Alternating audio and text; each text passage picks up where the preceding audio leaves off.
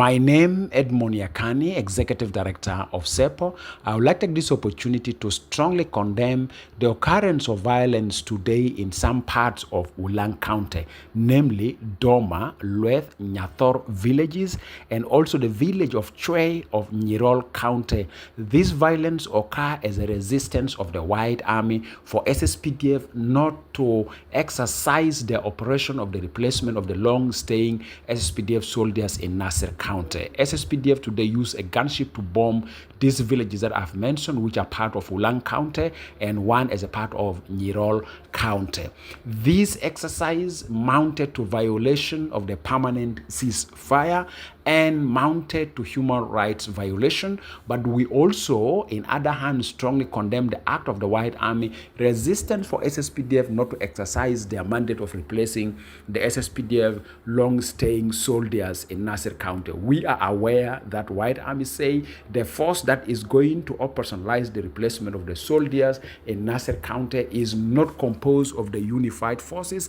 They believe that these forces are allies, militias of SSPDF, and their intention is to disarm them as a White Army rather than going to replace the forces of SSPDF in Nasser County. We also had an accurate information from the spokesperson of SSPDF official that this particular exercise is intending to replace the force of SSPDF which have overstayed in Nasser County without any intention of disarmament of anybody. So the breakdown in communication or the misinformation that have led to these devolving, growing tensions between SSPDF and the White Army need to be corrected immediately. And we are urging the leadership of the country to provide an instruction for stoppage of the violence, both from the SSPDF leadership and also from the White Army leadership, that the violence must stop, the confrontation must stop, dialogue must be used for mitigating grievances that they have towards each other.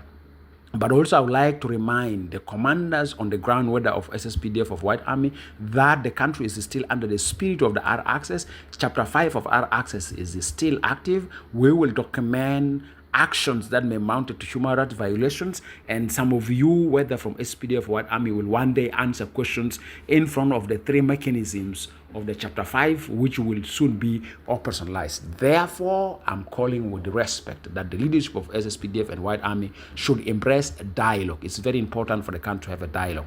But also we are aware that the development in Melakal, if it's not properly handled and timely handled, it may trigger the country return to violence, which contradicts the position of the leadership of the country that always under their leadership the country will not return to violence. But we have seen a development of high strong indicators that the country may return to violence, as we see the development that is negative in Upper Nile State, specifically around Ulang County and Nyirol County now. This also following the developments in some parts of Western Equatorial State, in some parts of Western Bargazal, and the link between Unity and Warab State. All these incidents may lead the country to return to violence. It's essential that the leaders of the country need to stop this newly developed military confrontation between SSPDF and IO, and then SSPDF and armed civilian population like the White Army. All these acts mounted to violation of the permanent ceasefire and undermining of the cessation of hostility. As a civil society leader, we are calling for the parties which have grievances towards each other across the country